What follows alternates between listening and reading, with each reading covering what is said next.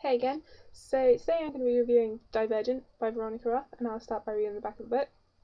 One choice decides your friends, defines your beliefs, and determines your loyalties forever.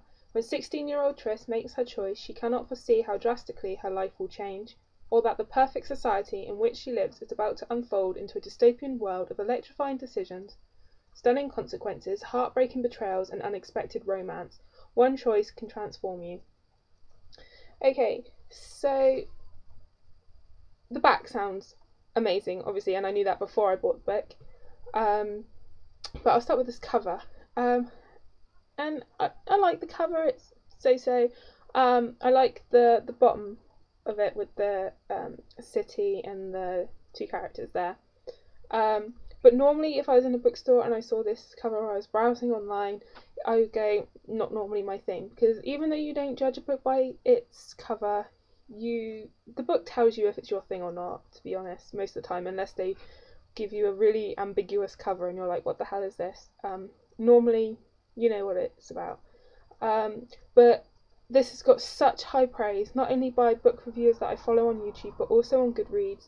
So I thought I don't want to miss out on something that's amazing just because it's not normally my genre, because I've not read dystopian before. But I thought you don't know it's not for you unless you check it out. And because this had such high praise, I thought I have to check this out and see for myself. And I have to say, I agree with it too. It's a 5 out of 5 book, 5 out of 5 stars for me. I really, really, really liked it. Okay, so plot wise, it's obviously dystopian, and even though I've not read it before, I know what it all means. I'm not like a moron. It's basically the opposite of utopian society in that it sort of explores the social and political structures basically that can result in choices that humans make. So in this, humans decided that to live in factions, and that each faction would value equality, and they would live their life by that quality and that quality only. So you have like knowledge, bravery, honesty, and peace. Those sorts of values. And when you come to being 16, you choose the faction that you live in for the rest of your life. You can't change your mind, you stick to it. And if you don't pass initiation, you're then factionless, which are like homeless people. They do all the horrible jobs and are poor, and really suffer in society. But Triss, something goes wrong with her test, and she finds out she's divergent, which means that she is sort of draws apart from everyone else. It's sort of deviating. She doesn't really belong in a faction, but the person that tests her helps her cover it up, and she chooses a faction anyway, and she chooses Dauntless. And you have to pass all these initiation tests and be ranked, and if you don't rank in the top 10, you are then factionless. So she has to go through all these grueling initiation stages, and that's basically the first half of the book. And then the second half explores what if this factionless society is actually breaking down, and there's a war coming. So it's really interesting. It's amazingly fast paced. It's like 487 pages, but it did not feel like I was reading that many pages. So it's a thick book. The text is actually kind of large, and like margin and space wise, it's quite spread out. But I found myself unable to put it down for very long. I just had to continue reading it, which was amazing. Characters. Triss, the main female character, is amazingly strong. Brilliant female character. But what I like about Veronica Roth's writing is that she has given Triss flaws, really honest and open flaws. Instead of reading about a perfect female character for a change, we're reading about one that openly acknowledges her flaws. She knows she has them and that she can't change them. Some way through the book, you find her thinking to herself, "Oh, I'm so selfish, but I can't help it." She gets quite competitive, and then she can't forgive. And she says that she should be able to forgive them, but she can't, and she finds herself doing that quite a bit. And I like that. I thought it was quite refreshing to read about what character that knows their flaw, but they can't change that. So yeah, and the pacing, amazing.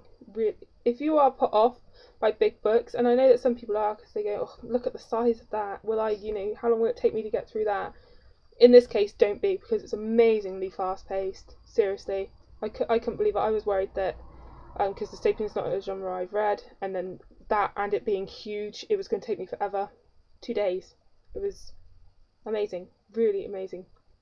So it's a 5 out of 5 star book for me. It was really good. I wouldn't say I was surprised, because obviously I picked it up thinking that I would like it, but I was surprised how much I like it, and I actually can't wait to read Insurgent, which is going to be book 2 that comes out like next year. And the rights for the movie have already been bought, and I think it's in like post-production or something like that. But I know that a lot of people are skeptical when movies are made because they don't stick to the books, but when you're reading this, in your mind you can see it play out as a movie. That's how well written it is, but also the book is full of action and adrenaline rushes. I mean, they jump on and off trains and buildings. So it wouldn't be my normal thing to read, but I'm so glad that I picked it up and actually gave it a try, because otherwise I would have missed out on this book, and it is really, really good. And the balance, I think, that Veronica Roth has got between the action and the dystopian storyline with the romance is just right. I mean, the romance is an important part of it. I normally have to read a book with some sort of romance in it somewhere. I like that aspect to the book. But this is good because it's not the whole focus of the book. Like, the first half is her initiation, and then the second half is like the factions breaking down. But in between all that, you have this romance. But it's not full on. It doesn't then take over, and it's not all there is. There's still all the other aspects of the story like around it. It's not then just focused on her falling in love with the boy. That's sort of secondary. But I did like the romance, and I liked the guy that she ends up with, because he doesn't patronise her, he doesn't baby her or protect her. He values her strength and is actually an equal with her, which is nice and refreshing. So yeah, definitely check this book out if you have never read dystopian before, but you think you might, or just want to see what it's like. I would recommend trying this one. I mean, again, don't be put off by the fact that it's huge, because that really doesn't matter, because it's just amazingly fast, and if you start reading it you won't want to put it down. So yeah, 5 out of 5 stars for me, and if you check it out, please let me know what you think and if you loved it as much as I do. So happy reading.